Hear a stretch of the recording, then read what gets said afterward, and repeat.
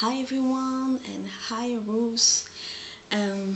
Today I would like to answer some of Ruth's questions about yoga. I have noted some things I wanted to reply, and I think I would like to do this video public. Maybe it will interest someone else. First thing she wrote that just twinkled in my eyes is, I am not at all good at pushing myself too far. I am not too good too good too.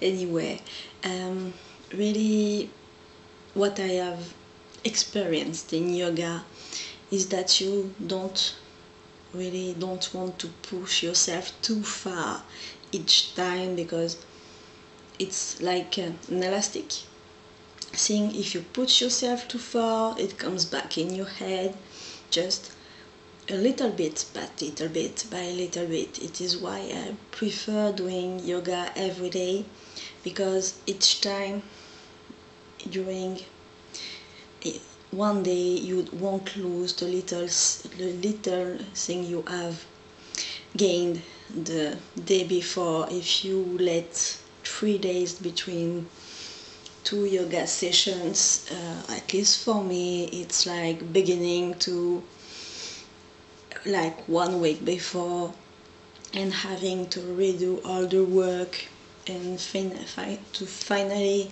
come back at the same point and working twice hard to gain a little.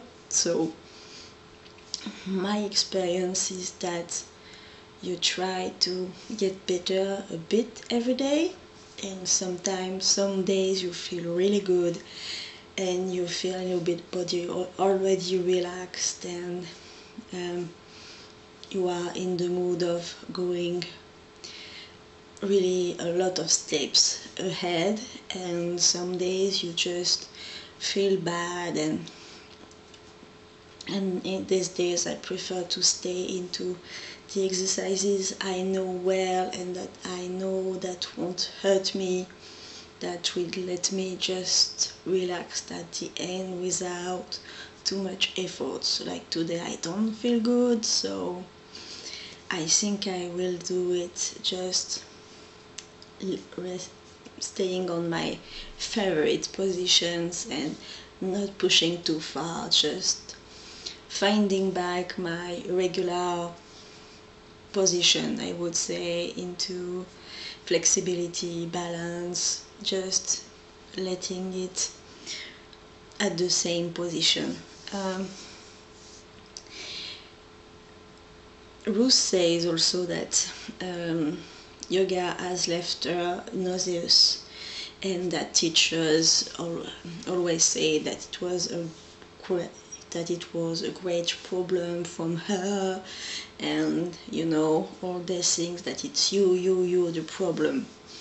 I have talked about it with Guillaume, and we have the same experience, is that if we eat something before exercising, swimming, walking, running, yoga, if we eat more than one banana, and if we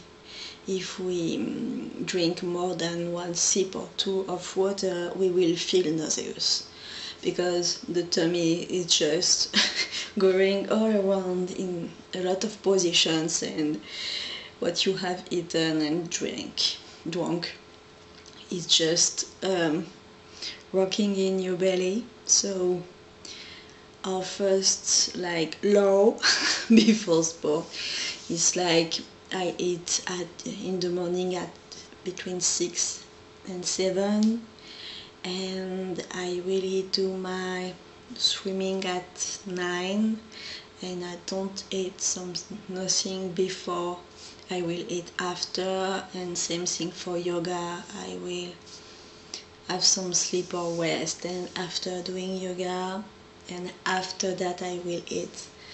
And if I am hungry, I will eat just a few nuts, you know, half a banana and drink a little. I prefer drinking 1 sip of water between 2 sessions of exercise.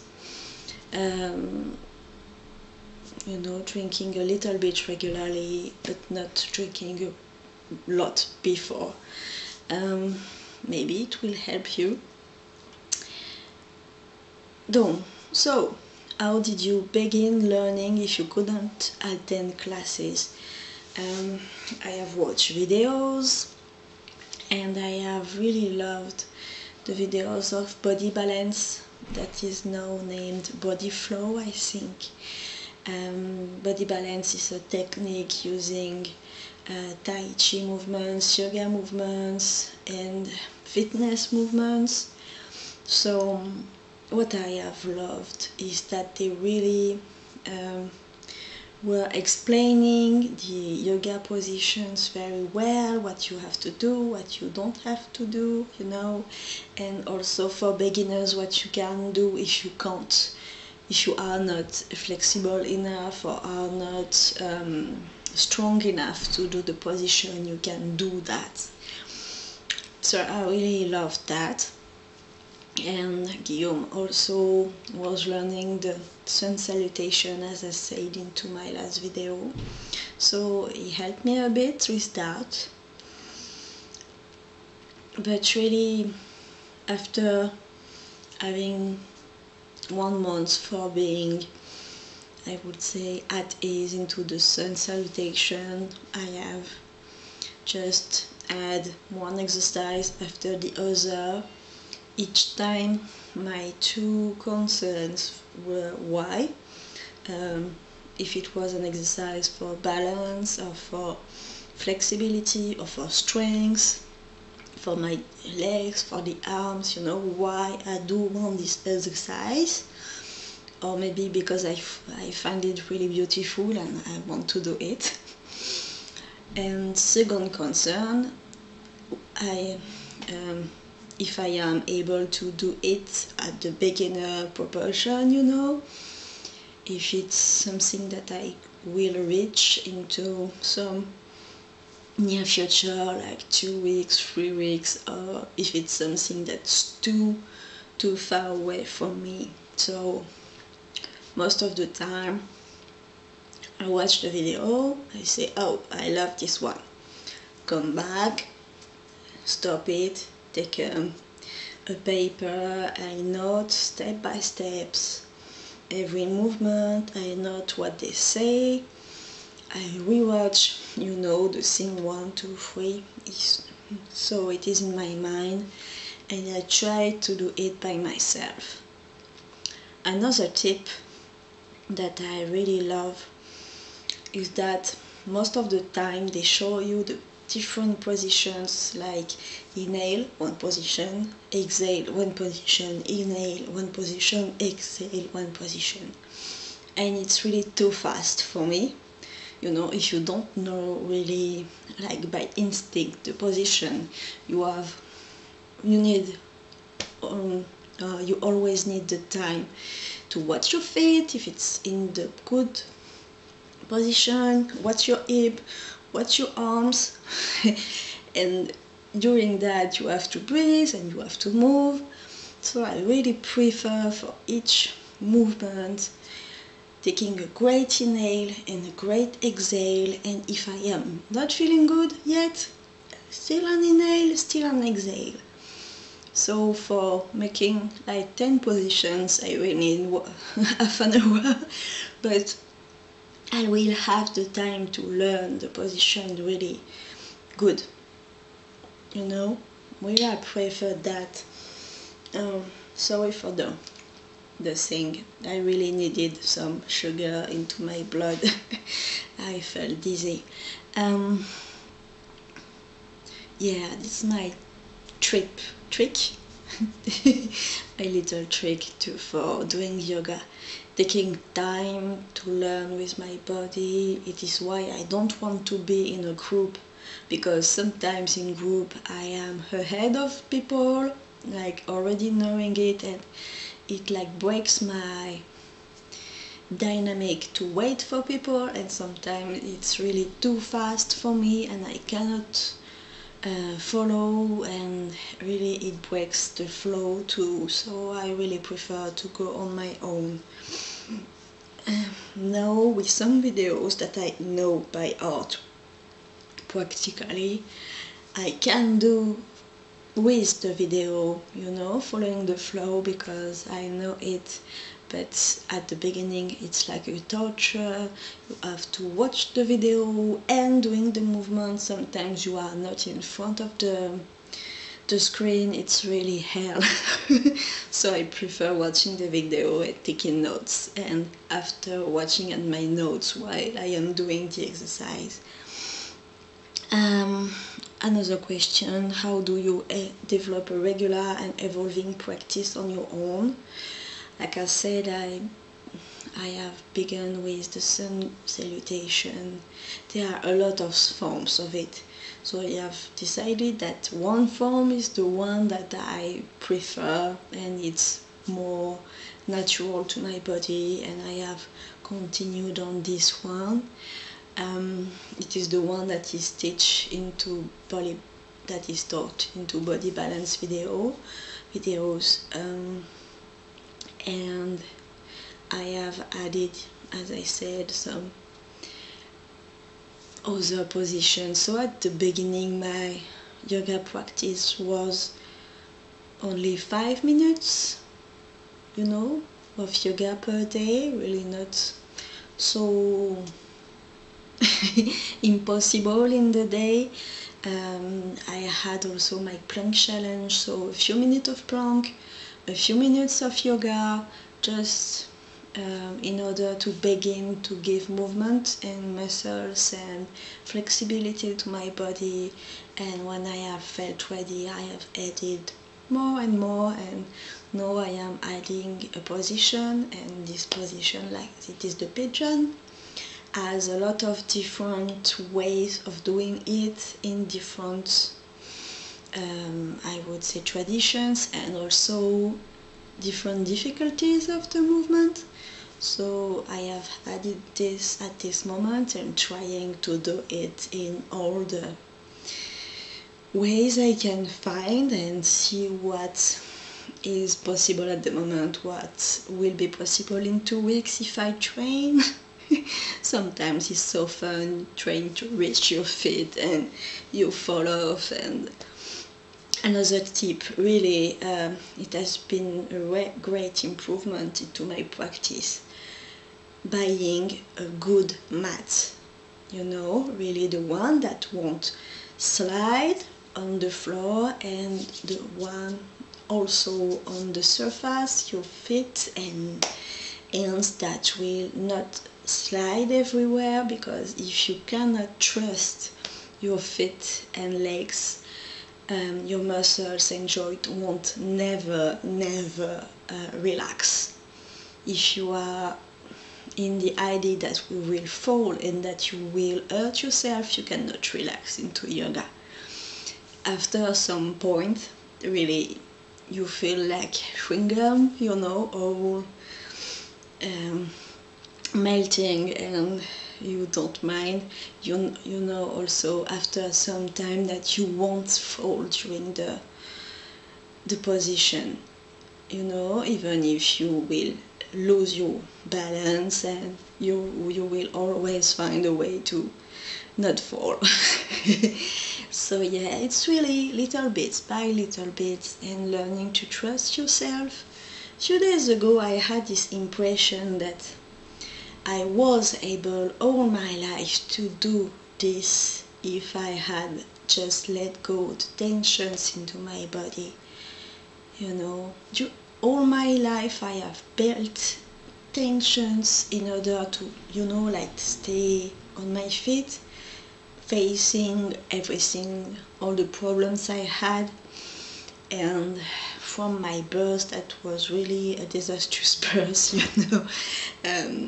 I had these tensions into my body.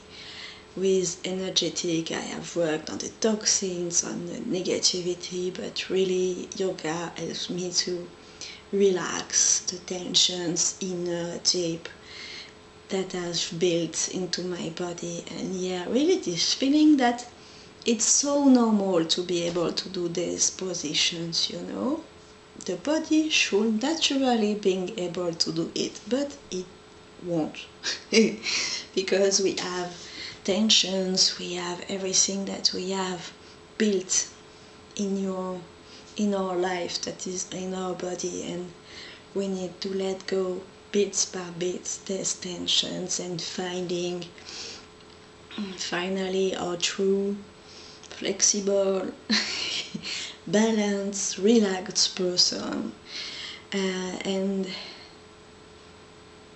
I really put my intention and my conscience only while I do yoga into my body, into what will move, into my balance, into my relaxing some part, tensing some part, you know, for being able to do the position. And I really don't want to focus on the spiritual or mind aspect, but at the end of the session, honestly, all my being, mind, body, soul, everything, it feels relaxed and good and open but centered.